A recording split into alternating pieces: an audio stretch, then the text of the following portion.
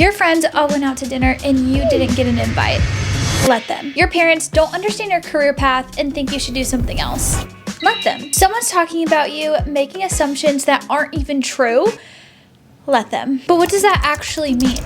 To let them. Mel Robbins has become a TikTok phenomenon. I've been using this thing called the let them theory. Let them theory. The let them theory. Let them, let them, let them. It's very hard to understand. I love this. I want you to try it. Here's how it works. So I brought the book to see if I could test out this theory and apply it to my life. So you don't have to, or maybe you should. I don't know. Let's read it. Okay, newsflash, I've already read the entire book. It took me a long time to get through it because self-help is not something that I typically read. The first method that I wanted to put into practice is called the 5-second rule. And with this, Mel Robbins actually talks about applying this 5-second rule in different aspects of your life. While Mel Robbins primarily focuses on the let them theory and then let me, which we'll get into later, the 5-second rule is something that's briefly touched on in the book. But I'm on page 33 and there is already so much that I have highlighted. It got so crazy that pages started coming out. Go to your nearest bookstore, pick up this book, and just read the introduction. Honestly, that is what hooked me. Every single page, just about, has something highlighted. So now that all the pages are falling out of the book, let's talk about why the introduction had such an impact on me. Introduction is basically Mel Robbins' story, but also other books that she's written and what the let them theory has done in her life. She gives many examples of how she used the let them theory even before she really knew that she was using the let them theory. But one thing that stood out to me that was on page 2 that I knew I needed to include in this video is a thought popped into my head that would ultimately change my life. It was so simple, almost silly. I remembered watching a rocket launch and the way NASA counted down to blast off. 5, 4, 3, 2, 1. I thought, what if I just counted backwards like that and launched myself out of bed? It seemed ridiculous, but I was desperate, so I gave it a shot. I counted backwards, 5, 4, 3, 2, 1, and I got out of bed. Just like that, I didn't think about how tired I was or how much I didn't want to face my problems. I simply moved before my brain had the chance to talk me out of it. It's like launching a rocket. Once you start the countdown, there's no turning back. So I read this and I was like, I know the first way that I want to apply this to my life, especially since we literally just moved across country from Utah to Texas. Okay, not exactly cross country, but it's a big drive. I thought this would be a great way to apply this to my morning routines. For instance, she says, get up when the alarm rings, 5, 4, 3, 2, 1. She calls this the 5-second rule. So that's the first thing I'm going to attempt to do is tomorrow morning, I'm going to wake up. I'm not only going to use that method to get out of bed, I'm going to use that method to then go to the gym. She says, waiting around to feel like doing something means you'll never do it. You're thinking about starting that YouTube channel, you're thinking about starting that business endeavor with your brother. Maybe you've been thinking about moving. Listen to this. Maybe you're doing that right now.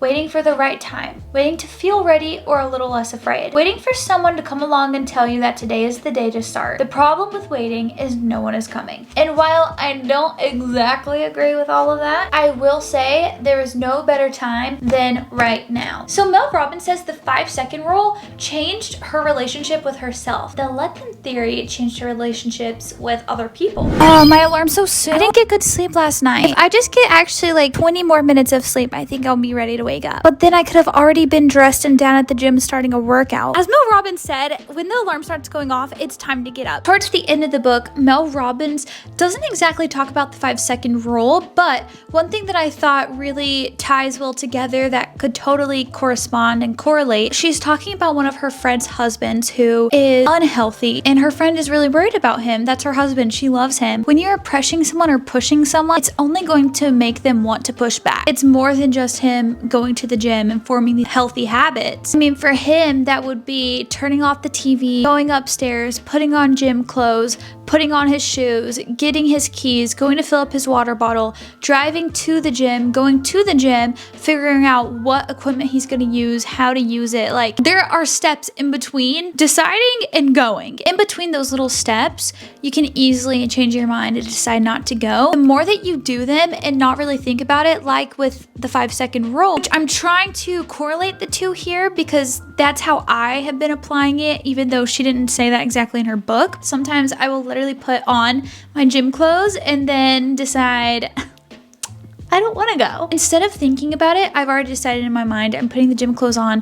I'm not thinking about it. I'm just walking out of the door. And at that point, I'm going to the gym. Now, I'm sure you are actually wondering what is the definition of the let them theory. I have it right here for you. It is when you free yourself from the burden of trying to control other people. Or I guess a better word would be to manage other people and their emotions. She actually says in the first chapter, when you stop obsessing over what other people think, say, or do, you finally have the energy to focus on your own life. You stop reacting and start living. Basically, this theory helps you to learn that the more you let other people be themselves and kind of live their life, the happier you will be with your life. And usually the better your relationships will be. And I thought this was really good to add an emotional element to the let them theory. She says the time that you have with people that you love is like a melting ice cube. 1 minute it's there, the next it's gone. And that hit really heavy for me because the only thing we can do is make the most of the time that we have with each other. There's no way that we're going to stop the ice cube from melting. So is it really worth it to react in a situation when what we could really do is let them? It's hard to have that happiness and that joy in life and in our relationships when we are so consumed with trying to control other people's decisions and their thoughts, or even manage their emotions. So the let them theory, oh my gosh. Okay, I was not expecting my book of the month package to arrive today, which is perfect because they actually happen to be the sponsor of today's video. If you don't know what book of the month is, it is a monthly subscription service that curates the best new and emerging authors. I am so excited to have these books in my possession. It's one of the many exciting things about getting book of the month is that you get all of these new releases before everyone else. So the books that I picked for this month, I am so excited about. The first one is by Jennifer Weiner. It's called The Griffin Sisters' Greatest Hits. And this is women's fiction, and this one's about two sisters that bonded because of music, and then the fame separated them, and it says they were silenced by tragedy. And then the other one that I picked is called Passion Project by London Sperry. I have never heard of this author before. Once again, book of the month. They just are amazing at introducing me to new authors. This is a romance and it sounds really sweet. I think that the cover is perfect for spring. I love book of the month so much, and if you've been thinking about it, might as well just do it, especially for this offer that they have this month. By clicking the link in the description and using the code DIAMOND, you will get your first book for only $5 plus a free hat. Thank you so much, Book of the Month, for sponsoring today's video, and let's get back into it. It's been exactly a week since using the 5-second rule, but I'm definitely excited to see how the let them theory is going to possibly change my life if the 5-second method was already a success. Next section is on managing stress, and I was really excited to read this one specifically because I feel like I'm not the best at managing my stress, but I've definitely gotten better at it over the years. In this next section, Mel Robbins actually talks about stress, and not just like big life stressors, but also everyday stressors that we don't really sit and think about. So she actually goes into like the stress that you feel while waiting in a coffee shop and you need to get somewhere. Why does a family member's unsolicited advice feel like a personal attack? Why does the person talking loudly on their phone in public irritate you? All of these things that it's like you cannot control the situation, and you also cannot control another person. They're going to be them. Let adults be adults. This is specifically talking about those small stressors, not like the big stressors. This blew my mind. I literally had to highlight this whole section. Mel Robbins was talking with this doctor about stress, and this doctor says stress causes you to doubt yourself, procrastinate, burn out, doom scroll, and struggle with comparison. If you're having trouble focusing, feeling happy, or taking care of yourself, the reason is stress. And I just thought that was an interesting take. I definitely think that is the case a lot of times. And then the moment we've all been waiting for, the moment that anything like that happens, say, let them. Then take a minute and say, let me. Because the let me in the situation is how you react. Mel Robbins is basically saying you get to decide what stresses you out and for how long, because there are going to be things in life that are going to stress us out and that we cannot control except for ourselves. So it's like, am I going to allow this to affect me? Especially one thing that really stood out to me is Mel Robbins was talking about this incident with a man coughing on the plane. And I recommend you read that because it was so funny. I was sitting with Calee and I was laughing out loud. It was so funny. She's talking about how she literally let this eat away at her, like all day basically, and how she then would get off the plane and meet up with her girlfriends and rehash this story that happened on the plane with this man coughing. Then she would like call and tell her husband. Next thing you know, she's rehashed this story for the whole day. That one small incident has literally affected the rest of her day. And she's basically saying, you are allowing that to happen. So the more that you keep talking about it, you're just bringing more and more attention to it. And I actually really liked that because there's someone in my life that I noticed very quickly. Anytime we would be out, like there was one time I actually remember she was coughing when we were out in public and she had just been getting over a cold, but she was fine. She wasn't contagious, anything like that. She was coughing, and I remember these women in front of us turned around and gave her the nastiest look. We literally did not talk about it after. She didn't share that with anyone. Like, we all experienced it, but we didn't talk about it. I don't know why that really stood out to me. Like, she just moved on. She literally moved on with her day. So ever since that, I've tried to also be that person, because the more that you go on and on about it, the more drained you will feel at the end of it. Then we got to a chapter in the book called When Grown-Ups Throw Tantrums. Like, truly, that's the chapter title. And I really enjoyed this chapter. She also has some more stuff towards the end on if you are a parent and how to apply certain things like the let them theory with your children. I didn't read that section, but it's definitely something that I will go back to when I am a parent one day. But there was so much in this chapter that I thought was so interesting, especially when she was talking to a clinical psychologist in this chapter. But I hope this piques your interest enough to want to actually read it. If an adult is going to act like an 8-year-old, envision them as an 8-year-old.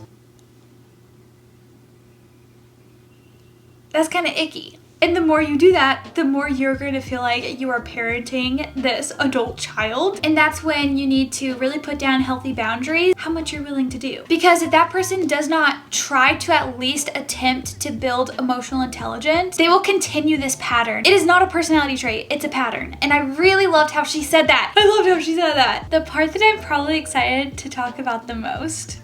Let's jump into it. I want to be happy for her, but part of me just isn't. That makes me feel worse. I just keep thinking, why not me? Maybe I should start asking, is that even what I want? I feel like I'm just chasing validation like it's oxygen. I mean, if I don't post this, then did it even happen? Does it even count? I feel like I'm refreshing their page more than I'm even spending the time to work on mine. Mel Robbins explains that comparison is just another form of control. Whether it's at work, someone got the promotion that you wanted. It's at school, someone got the better grades, or someone was awarded a scholarship that you also wanted. Maybe it's even in a friendship, or maybe you're also a content creator and it's really easy to compare yourself to other creators out there that may have gotten a sponsorship that you dreamed of having. Or maybe they're getting more growth than you and you're a little bit stagnant. You've been working on your channel for years and they just started their channel and it seems like they're just blowing up. We are really just wishing that we can control the outcome, but it actually has nothing to do with us at all. What if we just let them? What if we let them have their moment? What if we be good friends and cheer them on and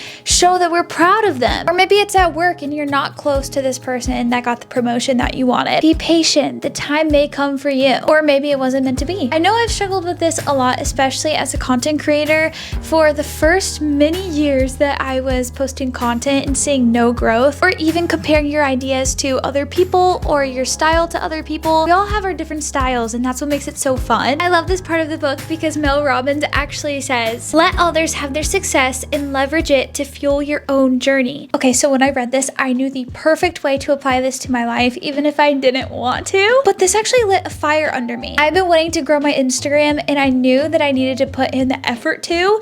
I just wanted it to happen and I knew that it wasn't going to go anywhere if I wasn't going to post the content more frequently, if I was going to make some dedicated short form content for stuff like Instagram and TikTok. Put in the research to figure out what hashtags I should do, what sounds I should do. So I started doing that also within the past week. 2 days in, I had a video. It's at 125,000 views, and the craziest part is out of all the videos I wanted to post, that was the one that was least likely to do well in my eyes. If you actually go watch that video, you can tell that I was just posting that for the people that followed me at the moment. I was not posting that to try and get any kind of traction on that video, but I knew that I had to put this phrase into practice with the negative comments that I was receiving, I knew I could not control what people are going to think. There are people that are going to choose to not understand. There are going to be people that are going to choose to take you out of context. So this book honestly couldn't have come at a better time. But seriously, someone else's success doesn't take away from yours. And when you truly embrace that,